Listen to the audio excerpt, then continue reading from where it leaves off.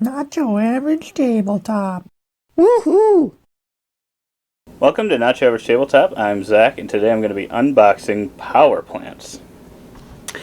Now, when I first heard of this one, I thought it sounded like it'd probably be one that was a engine builder type game, just from the sound of Power Plants.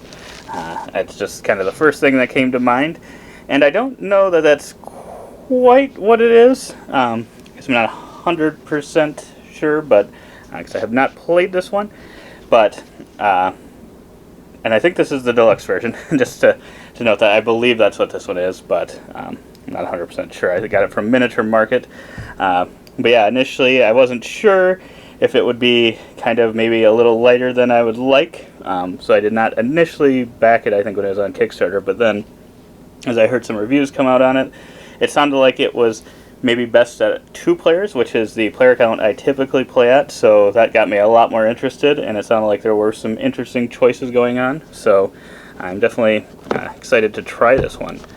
And I think one of the things that had me interested, which I'm hoping it's the deluxe version, is some wooden pieces that you place out on the board, or to create the board, essentially. And yeah, so we've got the rule book here, which looks like it's only about 6 or 7 pages long. So yeah, it's a pretty small rule book, and it looks like it's got some kind of nice illustrations of kind of showing what it's kind of explaining, which I always like.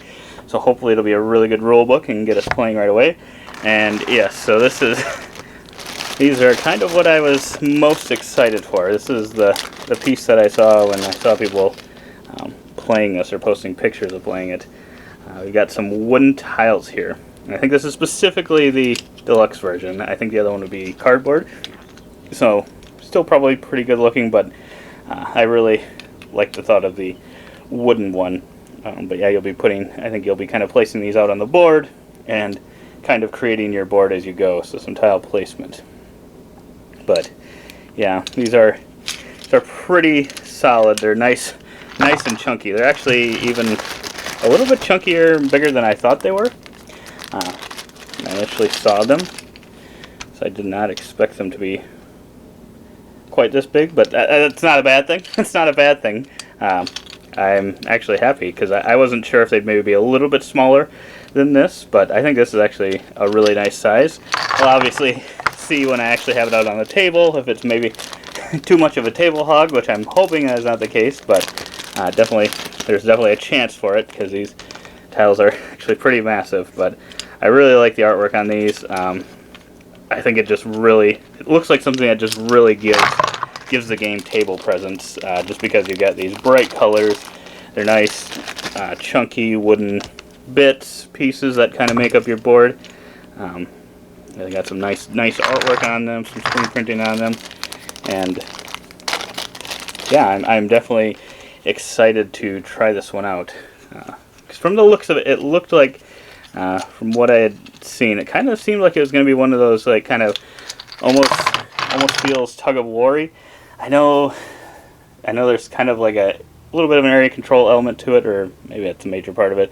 And it's not Michaela's favorite mechanism, so that is my one hesitation. Is I'm hoping it'll be something she enjoys, but if not, I know Jesse was excited about it as well. But no, so definitely a lot of these pieces. That's the big part of the game is drawing one of these tiles and placing it out there. So, pretty neat, I think. It's probably some of my favorite tiles to place, and I haven't even played it yet. I haven't even placed them at all, but I feel like they're going to be kind of some of my favorites. And then kind of the other part of the game, I think, is so these ones are all just in one bag. So you got these little fairies, or I think they're called sprites or something, that you're going to be placing out after you place those tiles. They kind of all do kind of slightly different things. I don't know if you play with all the tiles in the same game or not. I think you kind of choose certain ones at a time and just kind of play with that combination and see kind of how they play out. But then I think, depending on what the tile does, you place out these sprites and try to end up eventually scoring at the end of the game. I really like the look of these as well.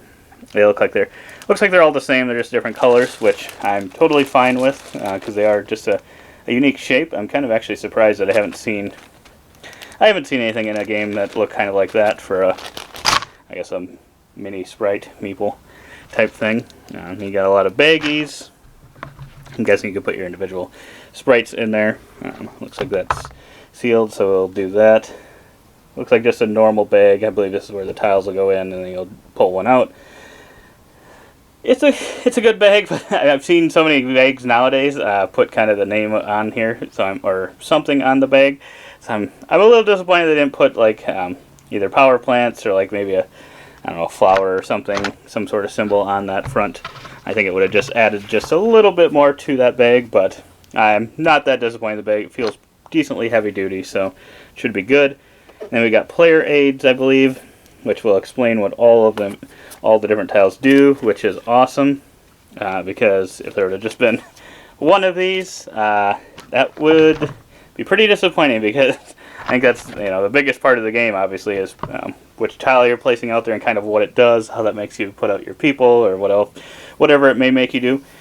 So it's very nice that they've got that on the player aid there, and have one for everyone. We've got this solo mode. I did not know there was a solo mode for this one, but we've got that. Then we've got some cardboard here. Looks like this is just points. It's got 1s, 2s, 5s, and 10s. Pretty cool. Ooh, I popped one out accidentally. It popped out pretty easily. And then last but not least, we'll try to get these open. Yeah, now that I open this, I'm very excited about this one. Can't wait to try this one out. I think, yeah, based on that rule book, it seems like it should be something that should be relatively easy to get, kind of get to the table, learn. So I always like that as well. I'm hoping the rule book isn't just short just to, just for being short's sake and doesn't really explain it as well as it should.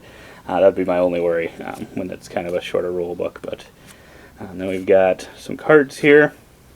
I honestly don't remember what these do off the top of my head.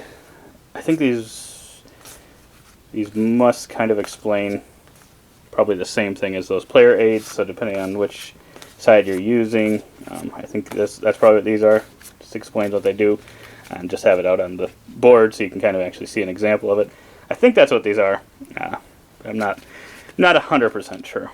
So yeah, and maybe you can kind of mix them together and stuff, but no, I'm very excited about everything that was in here. And like I said, probably the most exciting thing to me was all of these different colored tile pieces with some great artwork on there.